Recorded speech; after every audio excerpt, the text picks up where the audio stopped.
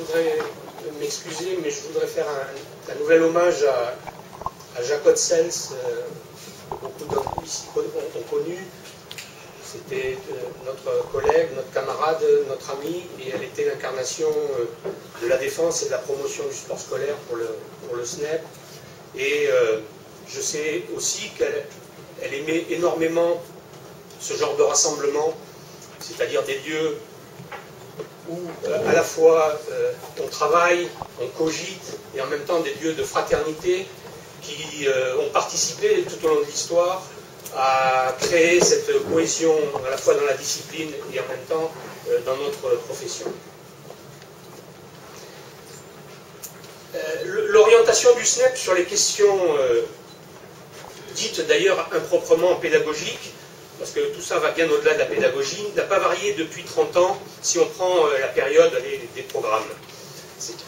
Cette orientation, elle a consisté à créer les conditions d'un débat collectif, démocratiser l'accès à l'information et imposer l'avis des professionnels de l'enseignement dans les prises de décision.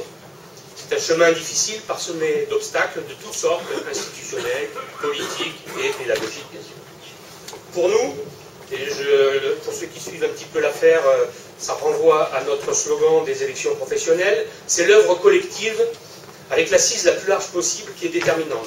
C'est le goût du débat, de la controverse, et c'est le repérage des contradictions inhérentes à l'exercice quotidien du métier pour proposer des perspectives nouvelles et, nous l'espérons, enthousiasmantes. Le projet politique qui nous guide est clairement identifié. Nous sommes enseignants et nos actions sont toutes orientées vers cet horizon d'émancipation de toutes et de tous. Et cette émancipation partagée, distribuée, est la condition d'une société meilleure et solidaire. Nous avons fait le choix de nous engager dans ce débat, celui des savoirs et des compétences pour tous et toutes, avec cet idéal en tête, en toute lucidité, sans être naïf, mais raisonnablement optimiste. Deux nouveautés pourtant dans notre démarche. D'abord, c'est la première fois que nous faisons un colloque centré exclusivement sur la question des programmes et des contenus d'enseignement. Jusqu'à présent, on avait fait des opérations beaucoup plus larges, pour ceux qui étaient, je vous rappelle, les dernières Epsiliades, qui étaient évidemment d'un tout autre format.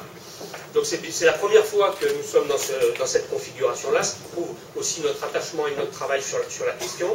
Et puis, deuxième nouveauté historique, c'est que pour la première fois, nous ne répondons pas à des projets ficelés, puisqu'il n'y a pas aujourd'hui de nouveaux programmes d'éducation physique en discussion, en tout cas avec des projets avancés, mais nous sommes dans une démarche sur que nous voulons permanente et régulière pour étudier justement ces questions.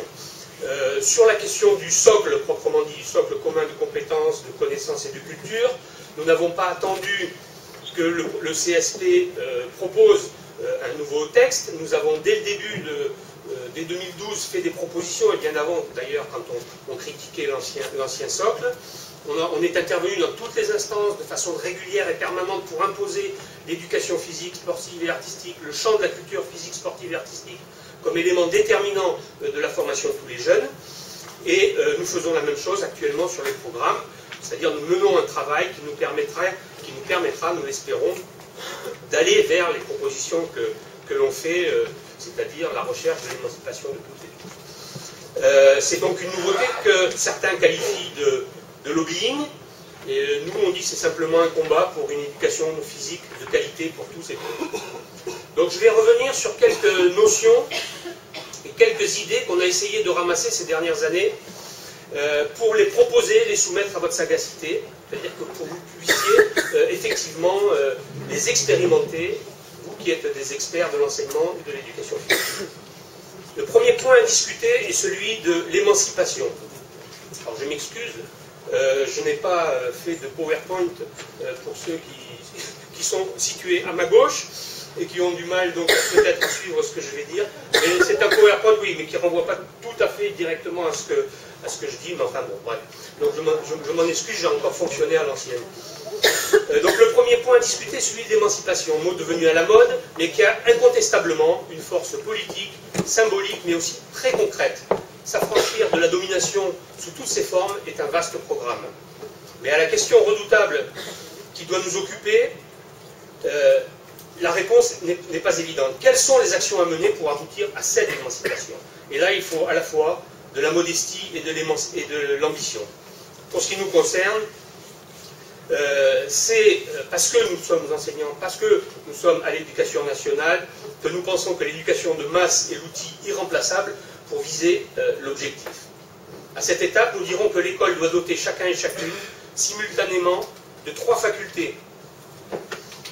Des facultés d'agir, pouvoir d'agir, qui renvoient à l'acquisition dans notre discipline de techniques complexes. Je dirais juste ici que la notion de technique ne renvoie évidemment pas à la définition low cost dont on a l'habitude. Une faculté de comprendre, qui renvoie à des modes de raisonnement, des façons d'apprendre, mais aussi la connaissance de soi. Et puis, la faculté d'intégrer l'autre, c'est-à-dire d'intégrer l'altérité comme outil de développement de son propre développement. Je me construis dans un rapport social. Doté de cet outillage, chacun et chacune peut tenir sa place dans le développement humain vers l'émancipation. Comment s'acquiert cet outillage? C'est le deuxième point que nous soumettons à la réflexion. Cet outillage s'acquiert par l'étude. En tout cas, pour les savoirs qui ne peuvent s'apprendre par simple frayage, pour reprendre une expression qui a été utilisée dans les sciences de l'éducation.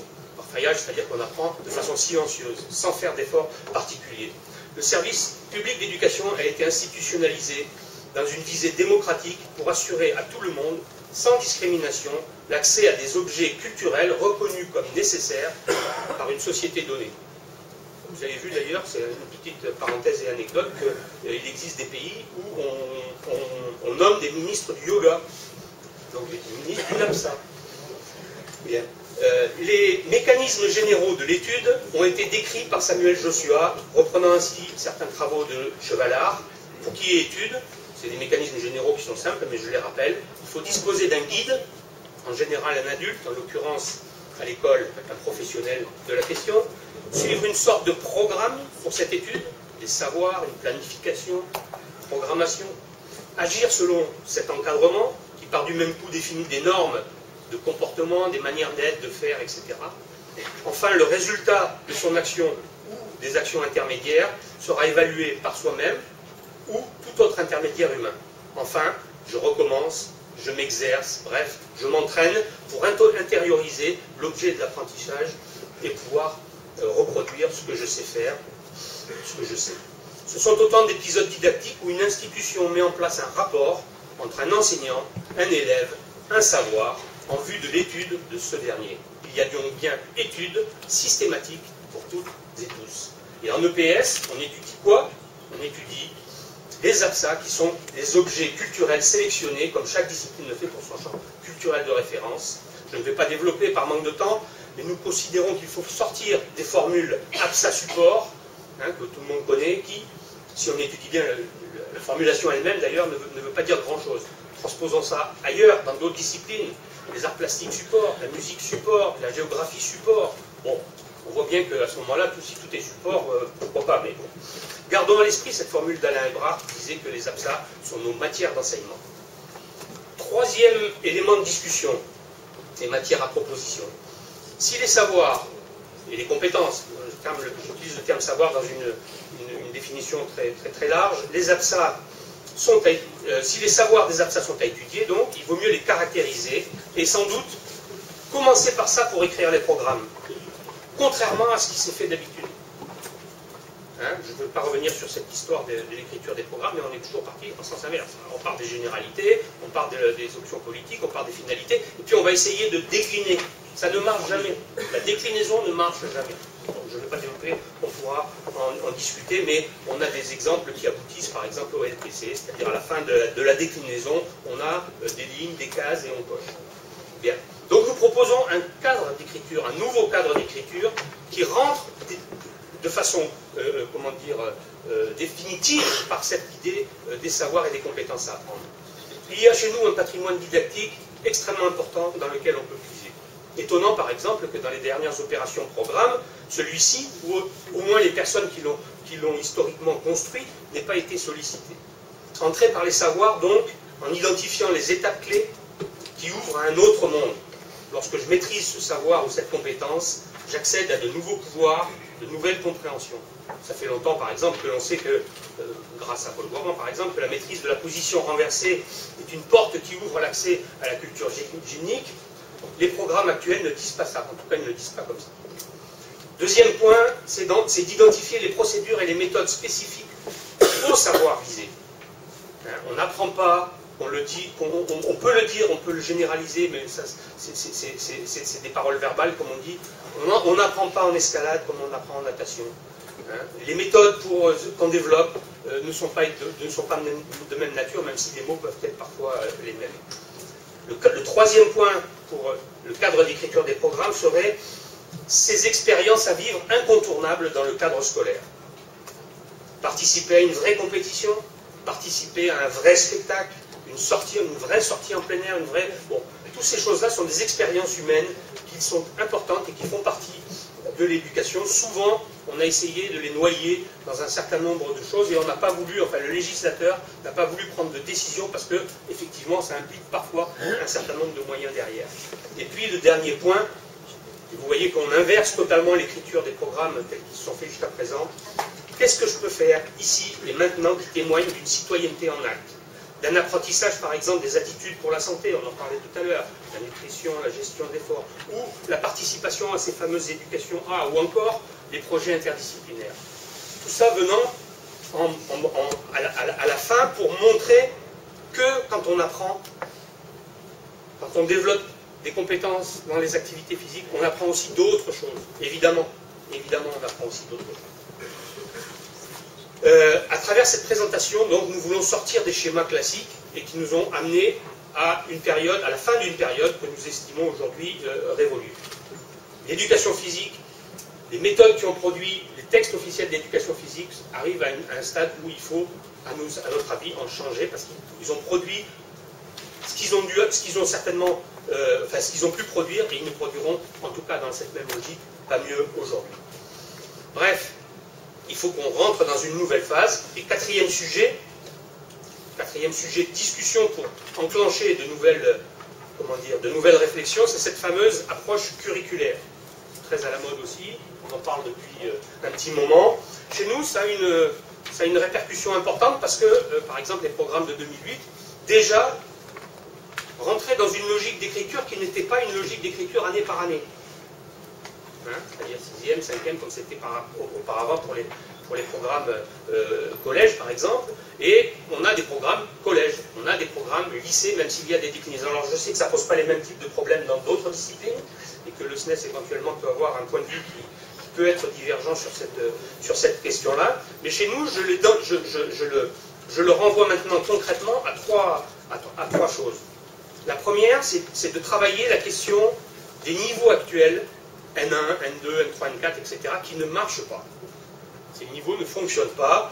On peut y trouver un certain intérêt, c'est inégal selon les disciplines, mais le découpage N1, N2, etc., qui renvoie en plus à certains volumes horaires repérables, mais qui constituent en fait une base quasiment généralisée de travail, 10 heures, un cycle égale 10 heures, 2 cycles égale 20 heures, etc.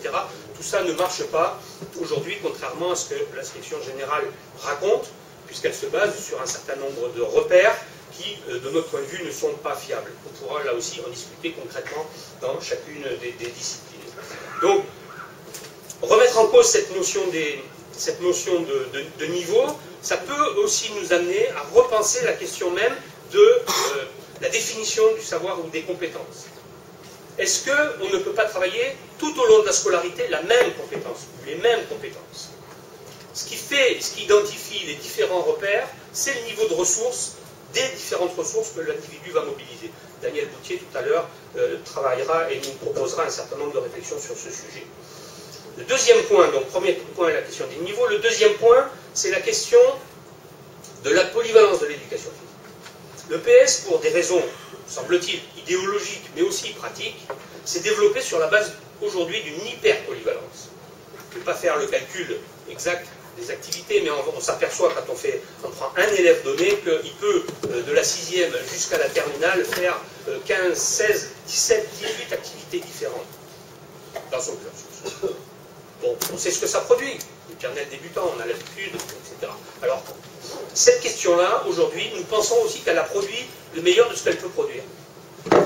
Elle ne produira pas plus, ce découpage de l'éducation physique en tranches égales ne produira pas plus que ce qu'elle a produit jusqu'à présent. Donc nous proposons de changer et de réfléchir à une nouvelle thématique qui est l'articulation l'articulation d'une polyvalence, d'une forme de polyvalence à définir et d'un approfondissement. C'est-à-dire qu'un élève donné ne sorte pas du système éducatif sans avoir pu approfondir de manière importante au moins une, ou plus ou deux, ou trois, voire après c'est une question de chiffrage, d'activités dans lesquelles il a acquis un niveau de compétence suffisamment important pour qu'il puisse prendre du plaisir à ce qu'il fait, qu'il puisse dire oui je sais faire quelque chose, qu'il puisse avoir renforcé son estime de soi à travers des pouvoirs qu'il a développés, etc., etc. Troisième point qu'on propose aussi à la réflexion, peut-être qu'on n'abordera pas ici, mais qu'en tout cas on propose à la réflexion dans le cadre du CSP et de la réécriture des programmes, c'est de travailler à la question des activités prioritaires en fonction des âges. C'est-à-dire, est-ce que, là on se lance un petit peu dans des choses qu'on n'a jamais vraiment travaillées, mais on les pose comme étant des éléments de réflexion importants. Est-ce que, selon les âges aujourd'hui, du primaire à la terminale, il y a des activités qui s'imposent plus à tel ou tel moment, et est-ce qu'on fait ces choix-là de dire, ben, par exemple, la natation, il faut qu'à l'issue du collège, tout le monde sache nager, en définissant bien sûr le savoir nager, et peut-être qu'au lycée, eh ben, ça ne reviendra pas comme activité obligatoire pour tous, ça reviendra peut-être sous forme d'option, etc. C'est-à-dire que de réfléchir, la question de la gymnastique, bien sûr, qu'on connaît, est-ce que c'est pas une activité de jeunes enfants, comme le disait Paul Guaran, et non pas. Bon, enfin, bref, réfléchir à ces choses-là, qui renvoient à cette idée de comment on conçoit le curriculum, donc la trajectoire d'un élève dans le cadre de l'éducation physique dans le système scolaire.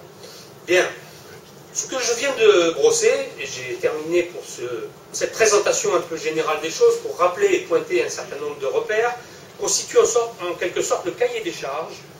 Alors bien sûr, je l'ai formulé d'une certaine façon, si c'était par écrit, ça serait un peu plus rigoureux et un peu plus précis. Une sorte de cahier des charges pour travailler maintenant concrètement dans chacune des activités. Ce cahier des charges, on l'a renvoyé, on l'a pour l'instant diffusé, pas très largement, mais au moins auprès des gens qui sont prêts à travailler avec nous dans un premier temps.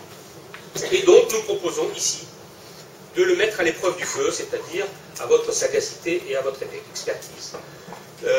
Contrairement, je voudrais quand même terminer par ça, contrairement à ce qui se passe ailleurs, notre cadre, nos hypothèses de travail, nos objectifs sont publics, sont discutables et réajustables dans un travail collectif qui est ouvert à tous. Il faut le rappeler car aujourd'hui ces questions-là, ce n'est pas forcément très évident dans le système scolaire en général, ça n'a pas toujours été évident en éducation physique, en tout cas c'est l'objectif de notre démarche. Je nous souhaite à tous un bon travail et un bon colloque.